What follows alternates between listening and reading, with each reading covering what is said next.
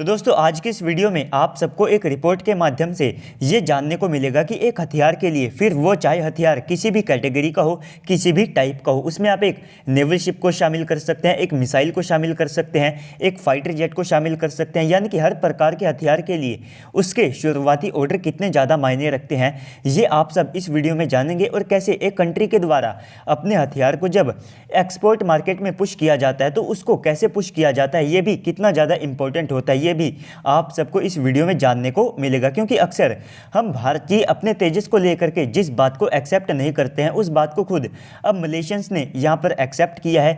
और अक्सर जब भी हमारा तेजस फाइटर जेट किसी टेंडर में हार जाता है तो इसकी कैपेबिलिटीज़ के ऊपर सवाल उठाए जाते हैं। लेकिन दोस्तों यहाँ पर इसकी कैपेबिलिटीज़ में किसी भी प्रकार की कोई कमी नहीं है, ये बात अब खुद मलेशिया ने यहाँ पर एक्सेप्ट की है। यहाँ पर लॉबिंग, जियोपॉलिटिक्स को लेकर के जो इशू हैं वे सामने आते हैं, जिसके कारण किसी भी हथियार के रिजेक्ट होने के जो चांसेस हैं वे कितने ज़्यादा होंगे, ये भी यहाँ पर डिपेंड करता है। तो दोस्तों हाल ही में आप सबको याद होगा कि मलेशिया और साउथ कोरिया दोनों ने मिलकर के FA-50 फाइटर जेट की डील को साइन किया। और इसी डील को लेकर के मलेशिया के डिफेंस मिनिस्टर ने अपनी संसद में कुछ बड़ी बातें कही है। और यहाँ पर किस कारण से FA-50 फाइटर जेट को सिलेक्ट किया है और साथ में इन्होंने कैसे तेजस फाइटर जेट की कैपेबिलिटीज़ को एक्सेप्ट किया है, इसके बारे में भी अब हम बात कर लेते हैं। तो सबसे पहले तो यहाँ पर इन्होंने इसका ये कारण बताया कि जो FA-50 फाइटर जेट है ये पहले से ही कई कंट्रीज़ के द्वारा एक्सेप्ट किया जा चुका है। यानी कि इसको साउथ कोरिया के द्वारा कई कंट्रीज़ को एक्सपोर्ट किया जाता है, जिसमें फिलीपींस जैसे जो कंट्रीज़ हैं ये भी शामिल है। तो इस कारण से इसकी जो इमेज है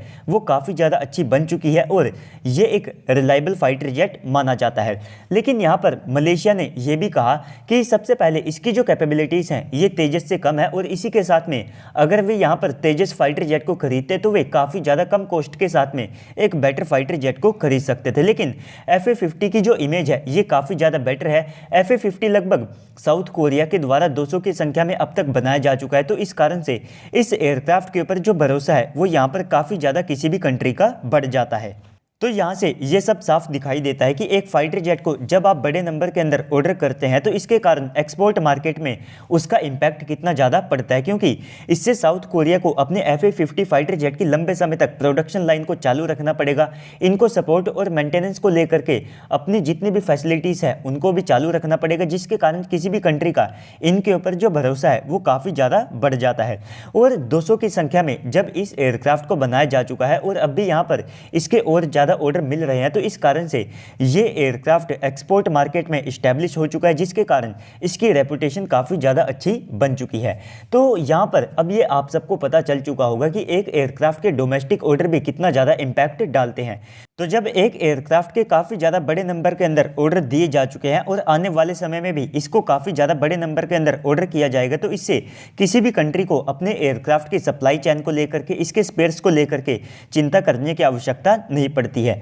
तो इसके केस में अगर आप भारतीय तेजस फाइटर जेट को देखते हैं तो ना तो अभी तक तेजस फाइटर जेट को कोई एक्सपोर्ट मार्केट मिला है, क्योंकि अभी के लिए अगर आप भारतीय वायुसेना को ही देखेंगे तो हम केवल शुरुआत में 40 तेजस फाइटर जेट को ही ऑर्डर करके बैठे थे। इसके बाद में लंबे समय के बाद हमारे द्वारा 83 तेजस MK-1A फाइटर जेट ऑर्डर किए जाते हैं और इनकी डिलीवरी में भी अभी एक लंबा खासा समय लगेगा। इनकी डिलीवरी लगभग 2029 तक ही कंप्लीट हो पाएगी।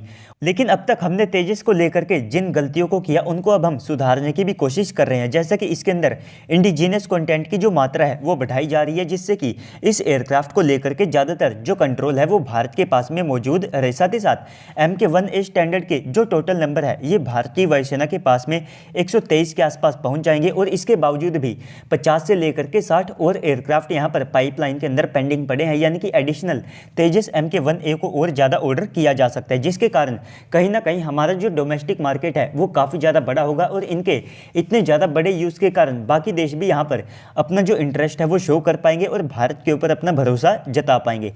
और अब भारत को कैसे ना कैसे करके भले ही हमको थोड़ा बहुत यहाँ पर नुकसान भी झेलना पड़े और इसके बदले में हमको केवल लिमिटेड नंबर में इसके एक्सपोर्ट ऑर्डर मिलते हैं, उनको भी यहाँ पर कैचअप करना चाहिए, जिससे कि एक बार अगर हमारा तेजस फाइटर जेट एक्सपोर्ट मार्केट में उतर गया तो उसके बाद में इसके लिए जो रास्ता है वो और ज़्यादा आसान हो जाएगा।